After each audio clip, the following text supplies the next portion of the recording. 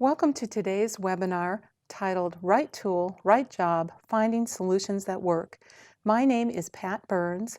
I am an occupational therapist and an assistive technology specialist. And I'm Tom Rybak. I'm a rehab engineer. We provide AT services for people with disabilities to achieve work and vocational goals. During today's webinar, we will provide you with a quick overview of our program and then spend the majority of the time sharing with you case examples of our solutions for employment. So a little bit about our program. Tom and I work for the Virginia Department for Aging and Rehabilitative Services. We are a vocational rehabilitation agency. Our funding is received through both the state and federal government. The DRS counselor sends us the referrals. Funding for any assistive technology depends on the financial eligibility for services. So a little bit about our team. The client is a central person of the team. They are the person who is driving and steering the vocational process. The client meets with a vocational counselor to establish the vocational plan. Prior to us receiving the referral, many assessments may have already been completed, including a vocational evaluation. The AT specialist and the rehab engineer often work together in performing the assessment and determine what is needed. We work closely with the employment specialist, the employer, and the family and caregiver. Again, the client is the person driving the accommodations and the technology that they will be using. So what model do we follow for the assistive technology assessment? We use the Human Activity Assistive Technology model. Using this model, we look at the person, their goals, their attitudes towards assistive technology and employment. We look at their skill set, their cognition, their motor control, and other components that make up who they are. We look at the activity that they're having difficulty in performing at work, and we also look at the context or setting they will be using the technology. Will they be working from home? Do they have a shared office space? What is the style of the office? Is it laid back and creative, or is it more production-based and getting in a certain amount of widgets or work done in a specified amount of time? The social context includes the client's interactions with coworkers, their employer, supervisor, employment specialist, could be the bus driver, the cafeteria workers, and family members. The cultural context can include things like their views on working with coworkers with different ethnic or religious beliefs, or maybe their parents' attitudes towards them working. On several occasions, we have had parents that are really concerned about the vulnerability of their son or daughter in an employment setting that they will be taken advantage of. The physical context can include things such as the physical space, lighting, temperature, and sound. So we take all of these things into consideration when we're looking at the assistive technology that will be used. Prior to the assessment, we received from the vocational counselor the specific goals and objectives for the referral. We are fortunate to receive medical and social history documentation prior to the assessment. This allows us to get a better idea of the technology we may need to bring with us. It is helpful for us to contact the individual with a disability, the employment specialist, and if appropriate, the employer before going out to the assessment. And if we are going out to the job site, we need permission from the employer first. It is helpful for us to receive an accurate job description, and we need to determine what tools we will need to bring to the assessment. Now, what to bring when you do go out to do an assessment?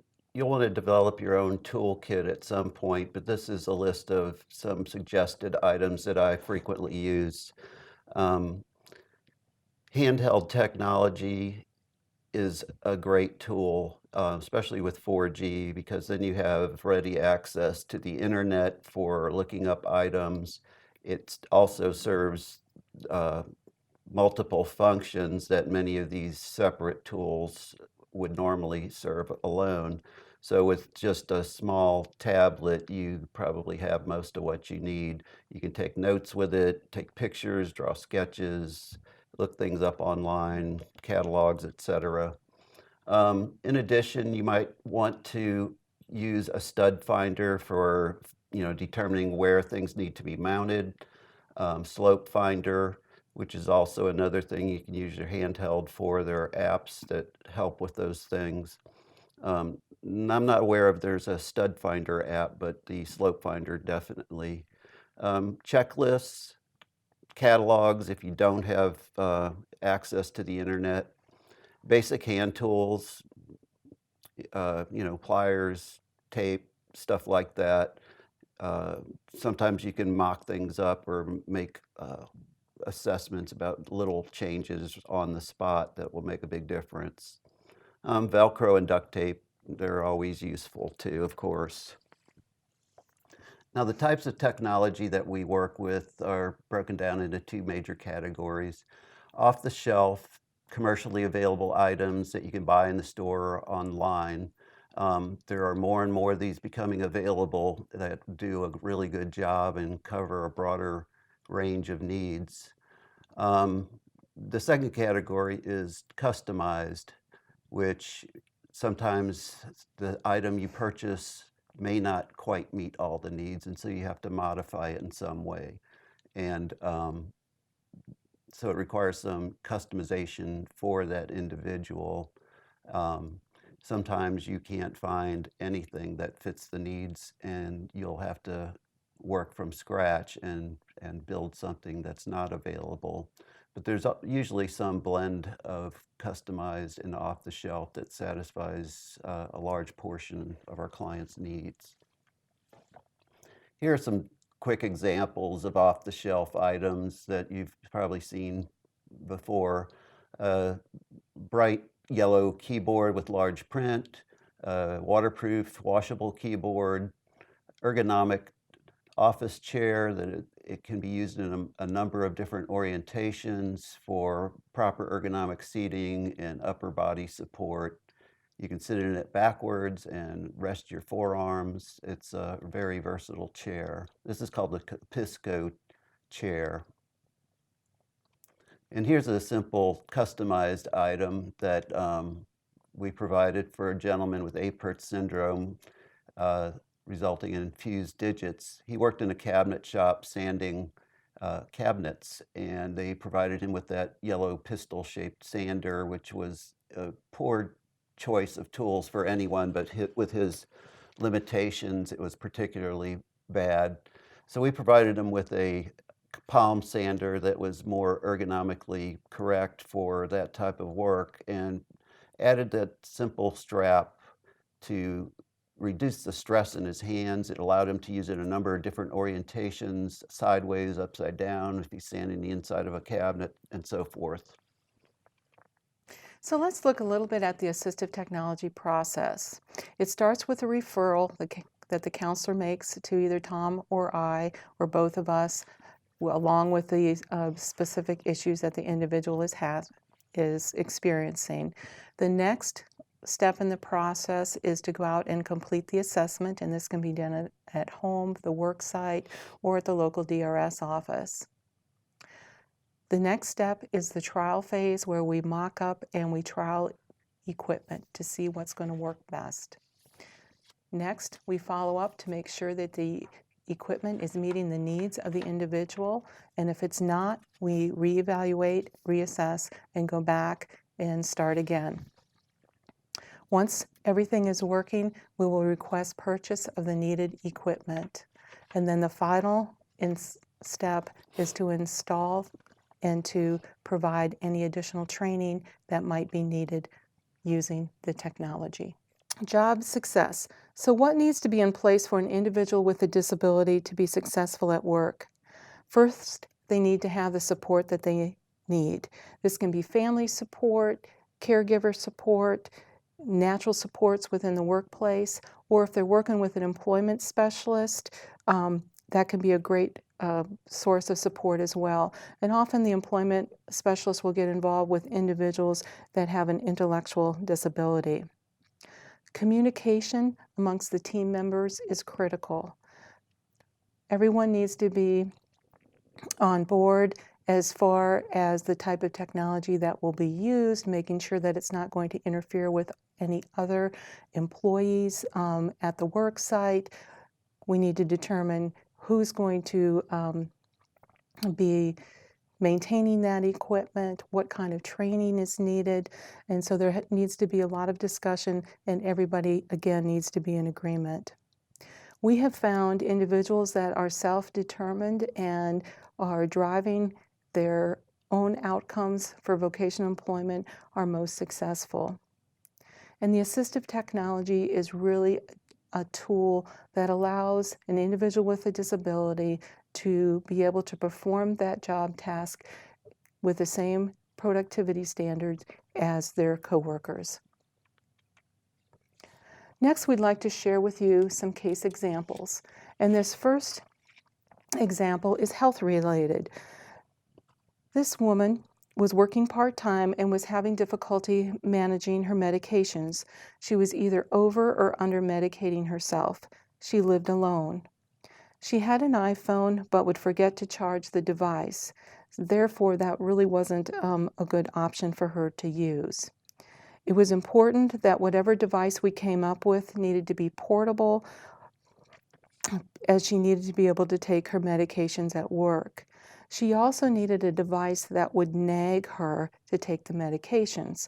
So if she was in the shower or if she was on the phone and the alarm went off and she couldn't respond to it right away, the system would nag her again later to take that medication. So the solution that we came up with was the automatic pill dispenser. This device runs on batteries, so no charging is required. We involved the assistance of her grown daughter to set up the device weekly for her mother. The daughter and the client both received training on using the device. The system tracks missed medications and prevents the user from over-medicating themselves. This works as it rotates around. If a certain specified time has gone by, it will not allow the user to take the medication. In order to take the medication, the user has to flip the device upside down to get the medication out. The nag feature can be set at various intervals by the user. For example, it could be set every 3 minutes, every 5 minutes, and so forth. The system can also be locked. So now we want to give you some ergonomic examples. This is an individual that I worked with short stature. So when I first came out to the work site, this is the office chair that she had and her workstation, and you can see that she has a footrest there to rest her feet on. I used several cushions to provide her some better support in the wheelchair. Office chair. Office chair, Okay. Thank you. Sure. What we ended up recommending for her was an ergo chair for little people, and you can see it has the shorter seat depth. It has the longer armrest, which helps her get in and out of the chair. And you can also get this office chair with a foot support, but she found that more annoying. She really preferred to have that footrest underneath her desk. This is an individual that I work with that was just offered a work-at-home job, and when I went out to her home, she was using a folding table as her workstation. She had one leg that had to be elevated and put on a footstool, and so I did a few things there where I put a lumbar support to give her a little bit more support for her lower back. We used a Rubbermaid table that raises up and down so we could get the keyboard and the mouse at a better height. And you can see that the monitor is still not at an ideal height for her, but this was just the initial temporary setup to get her started. So next we want to give you some examples of college success and beyond. Here's a small custom workstation we provided for a young man who was starting college, and he had only a limited amount of space in his bedroom at home where he would be working from. So we created this height adjustable workstation with a small surface that would fit in the amount of space that he had available. And it also had casters on it, height adjustable surface, and cutouts for both his joystick and his drink bottle that he needed to keep there all the time. So this worked out really well. It was lightweight. It could be moved in and out of place to wherever he needed it, and it served many functions for him. So some of the software that we looked at for him, we looked at speech recognition software for completing his papers for college, and he was also taking several math classes. So we also looked at using the scientific notebook and the math talk, which are all speech recognition related products. So he used these to help him with his schoolwork. Some of the hardware that he used a mountain mover. When he first started to college, he did not have that, and he was having a really hard time having wheelchair accessible desks in the classroom. So we got him the mountain mover, which attaches to his wheelchair, and where he could put either his iPad or his laptop on it and have access to it at all times. We also used the Buddy microphone because it was difficult for him to get any kind of microphone headset on and off. And so this is just something that can sit on his lap tray and he can use. And then for accessing the keyboard and his iPad, he used a universal cuff and a typing stick. Next, we want to talk about some simple modifications that can be made. This is another gentleman with a spinal cord injury, and I cannot take credit for this modification. Another occupational therapist that he had worked with previously had come up with this idea for him, and he just asked me to make some more for some other electronic devices that he had. And in this case, it was for his phone. And this is just a piece of cylindrical foam that has been cut part way, has been cut, and the cord has been run through it. A piece of duct tape is wrapped around, and it slides along the cord, and then he can slide that where the USB charger is and use that to grip and to plug that into the charger. This is a device that Pat worked with for a gentleman that needed to record lectures in class, and because of his limitations, he could not hold it. It's called the LiveScribe Echo Pen, and with the small ADL cuff, we were able to add a slight modification that would allow the pen to hold on to the side of it, just like you see in the lower right hand corner with the fork. It held the pen. What we used is a small piece of splinting material. It has little holes in it, like perforations, and it looks almost like a Band-Aid there. But you put it in hot water and it becomes malleable and hardens up quickly as it cools.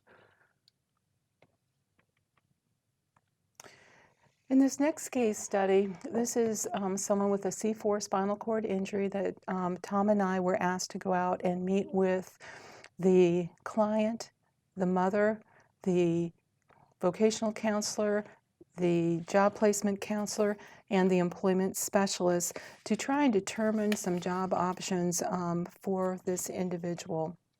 And so the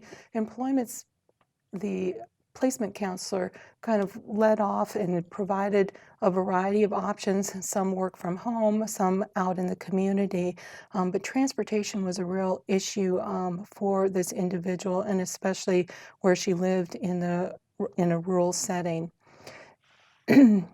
So after listening to all of the options, the client chose a work-at-home job as an appointment keeper. So now that she had a job, we needed to put the pieces together rather quickly for her to be able to perform this successfully. So initially, we did some equipment setup. We brought out to her home a short-term loan computer. We used a wireless solar keyboard. We chose this particular keyboard because it would allow her to come and go from the power from her workstation independently. It would also be charged by the overhead lights or the sunlight that came in the room, so it was less Maintenance is required by her caregivers. yes. And she had a mouse stick already, and Tom made a mouse stick stand, which you'll see in some upcoming slides. And then she also used the sticky key and the mouse key features.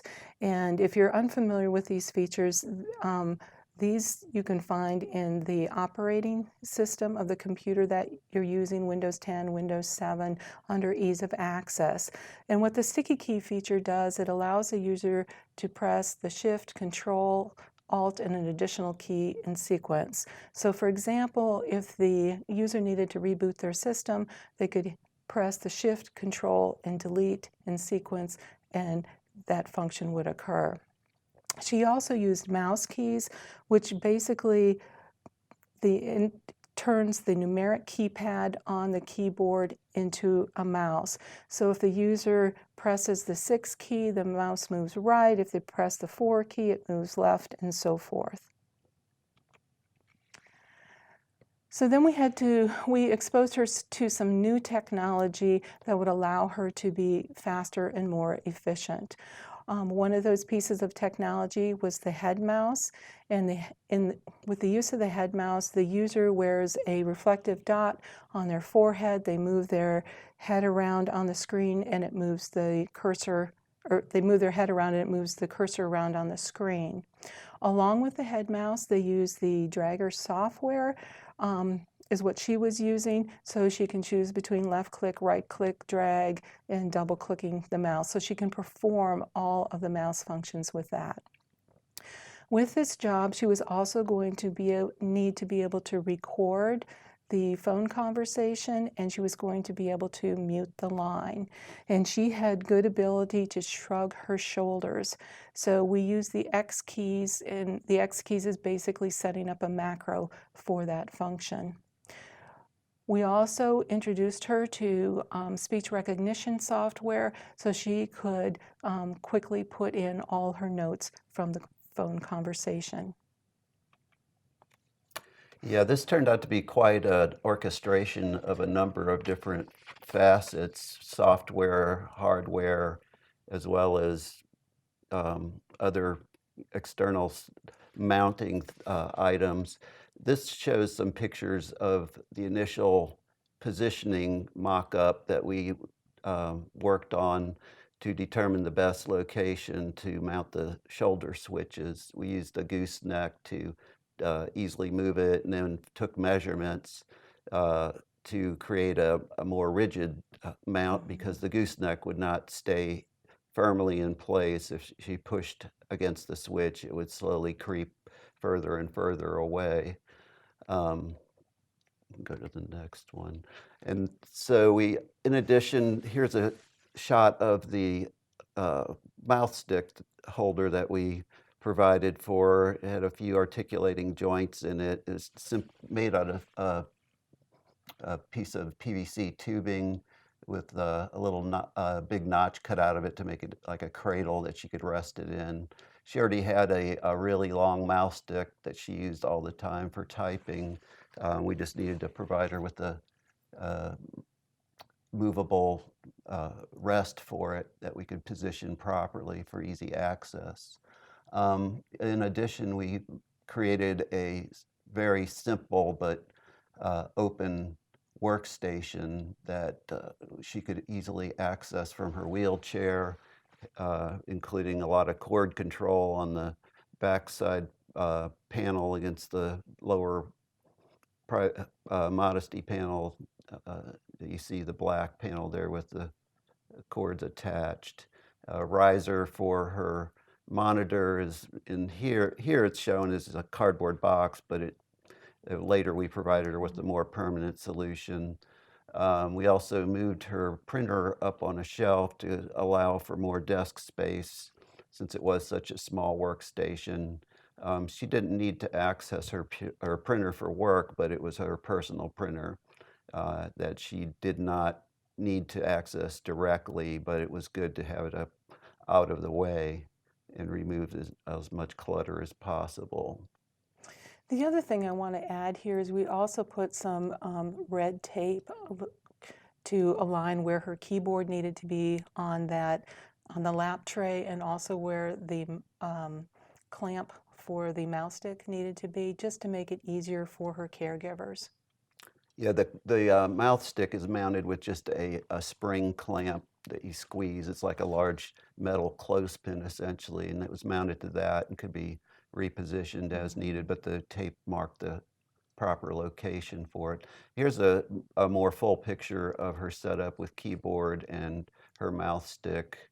And then the picture on the right is a more rigid version of the switch mounts for her shoulders. It had a number of different hole settings so we could reposition it as needed on site. And it simply mounted into the receiver for her headrest, which she didn't need while she was working. So that was a really easy solution for how to properly mount the entire bracket.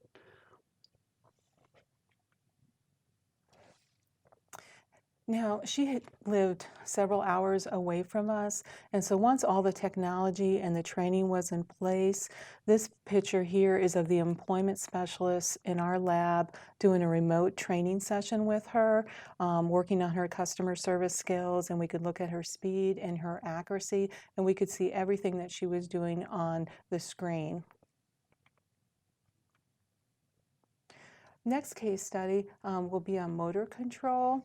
And this is an individual that we worked with that has cerebral palsy, and she uses a power wheelchair. And we recommended an anthro cart, and unfortunately they don't make this style of anthro carts anymore. We have used these for years. They're very durable. They really last a lifetime. They're really open underneath. There's no support bars. You don't have to worry about anybody's knees rubbing against any kind of support on this particular workstation, and it's manually adjustable in height.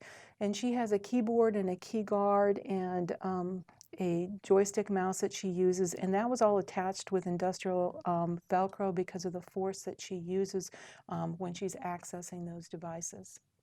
Yeah, the Velcro helped keep things anchored in place so they wouldn't slide around.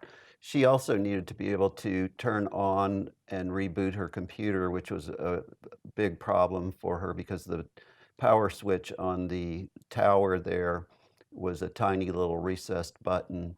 And what I've done frequently is what I did here for her is to create just a little plastic oblong paddle essentially that has a little rubber button stuck to the backside. It's like a little tiny rubber glide that you buy in the hardware store to put underneath something so it won't scratch your table, and then anchor it with a small piece of double stick tape on one end, which acts as a hinge, and then you can just pretty much hit it anywhere on the entire surface of that paddle to activate the switch. So here's a closer look at the keyboard with the key guard, and that key guard just really allows the individual to move their hand across the keyboard and then press their finger down through the hole to the key that they want to access. And in the bottom left-hand corner is the joystick mouse, and you can see that also has a key guard on it, and the buttons are for the left click, the right click, the drag button. And you also have different top Handles for it. handles. Yeah, you have the T handle and you have the ball handle to help with gripping. Yeah, the key guards are really helpful for people with tremors or have difficulty controlling accidental key hits. The other thing that I made for her, she had to sign a lot of documents and she could not do that very effectively. So we got her a custom signature stamp. It was self-inking and self-closing, so all you had to do was press down on it, but she had difficulty just picking it up and operating it. So I made this little spring mount stamp holder. It's kind of like a stapler, essentially, stand, and all you could slide the document underneath and reposition it accordingly, and then push down on it, and it would stamp her signature, which was much faster for her. For another person with CP who used the touch screen, was having difficulty because when she would touch the screen, she would use a little too much force and the monitor would wobble or move around on her. And she also had difficulty with the power switch. So I created a different version of the same design, but it had a little bend in it, so it actually curved around the edge of that monitor from the back, and I had to take the actual angle measurement of that monitor because it was kind of beveled. It wasn't just a 90-degree. And then heat it up and bend it, and then do the same thing with a piece of tape and double stick tape and a little button. And I also provided these custom monitor braces. They're essentially just 3 strips of wood with hinges in each joint that allowed, and then some Velcro to attach to the back of the monitor and to the surface of the table. And that way you could adjust the angle so they were firmly attached to the table and back of the monitor, and stick it down with your Velcro. And it kept her monitor from moving around and walking away from her. So this is an individual that has limited use of her digits, and so we use some off-the-shelf typing splints, the dorsal wrist splint on the left and another typing splint on the right, and a right angle pocket to put the typing stick that's on her left hand. But she was having difficulty getting this equipment on and off, so Tom made a J-hook. And this next video will actually show you how she gets the splint on.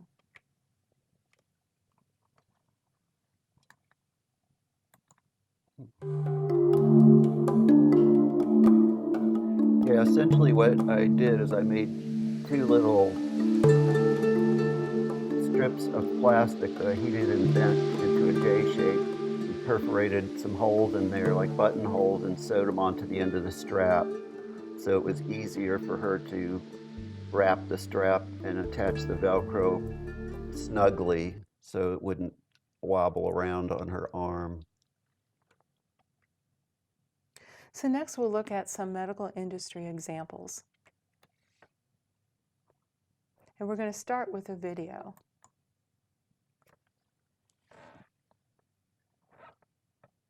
In the new Virginia economy, there is a high demand for employees with science backgrounds, and many of these positions are with some of the Commonwealth's research universities. Mark Hughes is now a fellow at the Phillips Institute at Virginia Commonwealth University, who works for Assistant Professor Anthony Faber on research of pathways of chemotherapy resistance in cancer cells. But in 2013, Mark suffered a stroke due to a blood clot in the brain, which resulted in temporary mobility loss in his leg and permanent loss of mobility in his left arm. When I first had the stroke, I couldn't stand, I couldn't walk. I spent 6 months in a wheelchair while they taught me how to walk all over again. After rehabilitation, Mark was referred to DARS by his occupational therapist. William Sutton, a workforce development specialist at DARS, got in contact with VCU after Mark was referred to him by a rehabilitation counselor from a local field office. William worked with Mark toward an on-the-job training agreement that allowed Mark to work in the lab and show his knowledge and skill sets to the employer. Mark was a professional that had come from a STEM field. The employer had a little bit of concern and reservation about Mark's ability to be able to work in a lab in a sterile environment without any type of intervention. So I started talking to the employer about our on-the-job training agreements, which is an awesome opportunity for employers to become more aware of the services that DARS offers. DARS got me a 3-month kind of temporary appointment. So I worked here for about 6 months, and then back in January, Tony was happy enough till he gave me a full-time position. Mark then met with John Allen, an occupational therapist and assistive technology specialist, and Tom Rybak, a rehab engineer, to discuss what assistive technology he would need to perform his tasks at work, such as working with chemicals, test tubes, and flasks on a daily basis that require him to wear protective gloves. They were like, well, what do you think you might need? And I knew from the get-go that I was going to need help getting on those rubber gloves because they're difficult enough to get on sometimes when you get two good hands, but you cannot get one of those things on one-handed. You know, one of those things just a clamps to hold a tube steady, you know, that I can clamp it in there and I can unscrew the cap or whatever with my one good hand. So, and then the other thing was just a little like a tube holder that would, you know, hold the tube steady so I can label it without holding it with my other hand. So Mark is now reintegrated into society. He's doing what he loves. We love doing what we do, and it's a team effort. I mean, none of this would have been possible had VCU not given him the opportunity. They took a chance, and in this instance, that chance paid off. DARS thanks Anthony Faber and Virginia Commonwealth University for working with rehabilitation counselors, workforce development specialists, an assistive technology specialist, a rehab engineer, and Mark on his path to being reintegrated into the workforce and his field. So here's some photographs of the items that we provided for Mark. He needed a number of different jigs to perform various tasks. And his lab bench was very limited in size. It was about 2 by 4 feet in surface space, and he had a lot of equipment on there.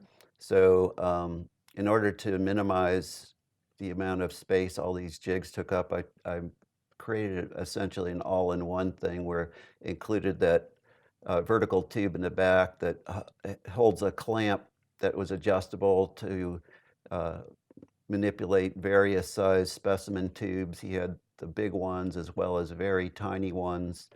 So that allowed him to place the tube in there, unscrew it, insert materials and cap it. And then the little cradle that holds it so he can label it, as well as the glove jig that was mounted to the front edge of it. You can kind of see it in the one on the left-hand side. There's a black glove on it. In the upper right-hand side, it doesn't have a glove on it, but it's just like a wire open loop with a white plastic collar. The collar served a function of better positioning for the cuff of the glove, because sometimes it was easy to get it on there too deep, making it difficult to get your hand in properly. Also, go to the next one. Later, he asked me if I could make him a portable version of the glove jig, and that's spelled wrong, gig. If I could make a portable version of it, I mounted it to a tripod, small camera tripod with a foot plate on the bottom to help stabilize it. And it was light enough and the legs folded up so he could carry it to different lab rooms that he started working in as he got more and more work at his new job. So next we want to provide you with some service industry examples. In this first example, this was a man that was working on a cleaning crew, and he had the use of one hand, so he needed the glove jig that Tom just talked about, and whatever we came up with needed to be portable, as the cleaning crew would get in a van and drive from one location to another, so it needed to fit inside the van with all these people in it as well. So that was an important feature. One of the other issues that he was having was being able to tie the trash bags. So there is a trash tying jig, and you can see that there's actually 2 different sizes, and the different sizes are for the different sized trash bags that he would use. And the cart was really important so that he could be able to carry all of his equipment around with him, and the caddy would sit there on the bottom of the cart. So now I'd like to show you a video of the trash tying jig. Always wind it up. So basically, he twists it into like a long rope and then can feed it through under a loop that he creates by wrapping it around that open piece of tubing there. And it folds down and flips back up when he needs to fold it up to transport it on the van. Another frequent job that we've had to accommodate is for ticket takers in movie theaters or other venues requiring tickets to be torn. Sometimes we have people that have use of only one hand or limited use of both hands, and it's very difficult for them to tear a ticket. So we've developed a number of different versions of this ticket cutter. The upper left-hand one is a totally manual with no moving parts. It's basically a letter opener mounted into a little stand that if you have the dexterity to be able to fold a ticket with one hand in about half, then you can drag it over that little blade in there. And the guard is very effective at preventing cuts.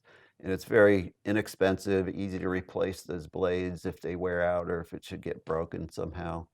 The more high-tech version are the other two.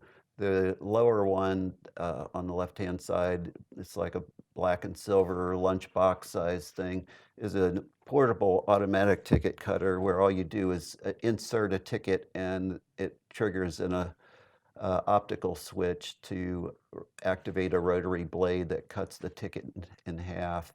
Then the client gives the moviegoer their ticket stub, and the other half remains inside in a chamber that can be collected later for inventory by the movie company, movie employer. The other one is a cutter we built into a movie theaters cabinet that they had a number of these little kiosks where they had the ticket takers stand, and so you just inserted it into a little slot in the front of that drawer that's kind of black, and there's a little white rectangle there. That's where the ticket cutter insert slot is, and it would do essentially the same thing.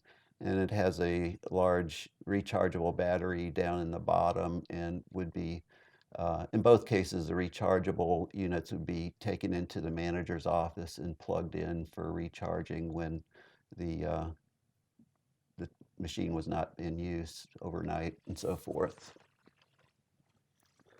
This is an accommodation we provided for a gentleman that worked in an office building. It was a 4-story office building that he delivered mail throughout the building. The number of offices and cubicles, a lot of narrow aisles with people walking around. And that was the cart they provided for him. He had CP, real minimal hearing, visual deficits, and had a lot of difficulty walking long distances. He wore AFOs on both ankles and had a lot of problems with walking and pushing this heavy cart around. It was dangerous for other people in the building, and it just made his job way more difficult than it needed to be. So he had a scooter that he provided to us that we created this rack that was mounted to the back of it and was built to accommodate 3 of the mail bins that they provided. And although it didn't carry as much capacity, he could do it more effectively and do it much quicker without nearly the amount of strain on him. And his supervisor approved this before we, followed through with this. We wanted to make sure this would be acceptable and that it was okay for him to drive this scooter around, and that it could be charged and maintained overnight effectively. And he's since been through several scooters. We were able to transfer this rack onto each successive scooter as they wore out, and he got new ones. This is an accommodation for a gentleman that worked in a cafeteria checkout line. He had a amputation from the knee down and wore a prosthetic limb, but it was difficult for him to stand for long periods of time, so he needed to be able to sit in a chair. But because of the design of the cabinet behind there where the cash register was, there were several drawers underneath that could not be removed. He could not slide his legs under that, so we created this drawer mechanism to allow the whole cash register to just simply slide forward and could easily be retracted to access the drawers or anything underneath, or when other employees use this, were working at this cash register. This is Parks and Recreation job that a gentleman with limited use of just one hand, actually had no use of one hand and good use of the other hand, but it really affected his ability to perform basic duties on this job. There were a number of baseball and diamonds and football fields, soccer fields, and so forth they had to maintain. One of those jobs required them to mark the lines on the fields with these dry chalk hopper machine down below. It was difficult for him to fill those things one-handed. They had these bags, 50-pound bags of chalk that needed to be dumped in there. It was difficult in one-handed. So we created a large container that you see there, the beige plastic unit with the green lid, and mounted it to a small dolly. That was actually originally a dog food dispenser, and we modified it and added the snorkel tube at the bottom and a closing shut-off gate there that you just slid back or slid closed to shut off the flow. The only thing he needed help was filling that large container at the beginning of the day, and then he was pretty good for the rest of the day unless he went through all that and he would need assistance refilling it. But he would just leave that on the back of his truck and he could drive that around to each field wherever it was needed. He also needed some help with measuring out straight lines and proper distances. He used this really large tape measure. We created this custom tool belt. It's back brace belt essentially with suspenders, and we made a special clip on a couple of the tools that he needed to use. So he would still have one free hand by mounting it to his waistband there, and could use a little spike, anchor it in on one end and walk back and unreel it and do his measurements. And then the following slide shows a string line that he also used to mark straight lines down on the field the same way with a spike and a hammer. We also work with a lot of farmers and agricultural job settings through AgriBility and through just DRS.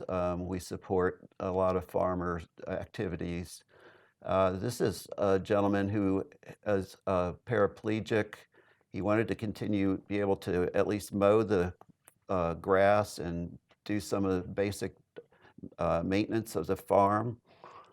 He still had good arm and upper body control, so we provided him with this Sure Hands lift that was mounted underneath his lean-to where he parked his tractor. That would get him up on the tractor, and he could do that pretty much independently. And then go to the next one. And then we also provided some customized hand levers that would operate the foot pedals for the tractor, and they were just bolted on, as you can see in the close-up there, so if they ever needed to be taken off, it was a pretty simple process to do that, and the pedals could still be used as they were if somebody else was using the tractor. This is a gentleman that worked at a driving range as a golf attendant. He was assigned to collecting the golf balls that were left out on the field. In the the lower left-hand image, you see that those things that look like green fins back there, that was a little a tractor that they drove around, and it picked up the golf balls and dumped them into these small baskets that you see him holding. And the cart on the right-hand side was the one he originally was using. It was, I don't think it was meant for this. It was probably from some other, for some other purpose, but you could carry one basket at a time, and you had to go quite a distance back to the small outbuilding where they kept the machine that washed these and cleaned the balls for reuse. And then go to the next one. And this is the setup that he had to deal with when he got there. They had a slide propped up on a trash can up to the high table there that he had to push the baskets up to and dump them into that table. It had edges around it so they wouldn't fall off, and then he fed them into this large washing machine that would wash, clean, and dry them for reuse. So it was a really ineffective, strenuous process for him. And so we came up with some solutions that made that a little bit more effective. First off, we got him a larger cart where he could carry more than one basket per trip. Since he had so many baskets, it only made sense that he could, cut a lot of those back and forth trips by using a big cart. We also provided a hydraulic scissor lift table so he could adjust the height even to the height of the cart, move the basket of balls over to that, and then raise it up to the height of the machine. Yeah, go to the next one. You can see him in the left hand, it's raised up high. He just has to slide the basket over and dump it. And also provided some threshold ramps to make it easier to get over the high threshold to get into the building. So it really streamlined his job process quite a bit. So we wanted to share with you some national resources that may be of interest and of assistance to you. The first one is RESNA. RESNA is the Rehabilitation, Engineering, and Assistive Technology Association of North America. And here you will be able to find an assistive technology specialist or rehab engineer in the area where you lived. Next is listed the Job Accommodation Network, which is an excellent resource of job accommodations and the American Disabilities Act. I have used this resource several times myself and have found the staff to be very knowledgeable and informative. Next, we have listed the American with Disabilities Act website that will provide you information and technical assistance on ADA. Finally, we have listed the we have listed the Assistive Technology Act program website. Here you will find a listing for your state and the services they offer. Many states have a loan program where they will loan out some assistive technology for people to try. So it's a good idea to check out and see what's available in your local area. We would like to share with you some Virginia resources that you may find helpful. First is the organization that we work for, the Department for Aging and Rehabilitative Services. Here you'll find links to a multitude of services that we offer. Next is the Wilson Workforce and Rehabilitation Center, which is a part of our agency, and they provide vocational training, life skills, and medical services for our vocational clients. They have some excellent videos on their website, and you are welcome to check those out. Finally, we have placed a link for our local Virginia Assistive Technology system that has provided us with some technology to loan out to clients for them to try, and they also coordinate the Virginia Reuse network here in our state. There are a number of other services they offer as well. Well, thanks, Pat. I appreciate you coming and helping me do this presentation, and thank you all. And we hope you found it informative. And if you have any questions, you can enter them in the web board. Thank you so much.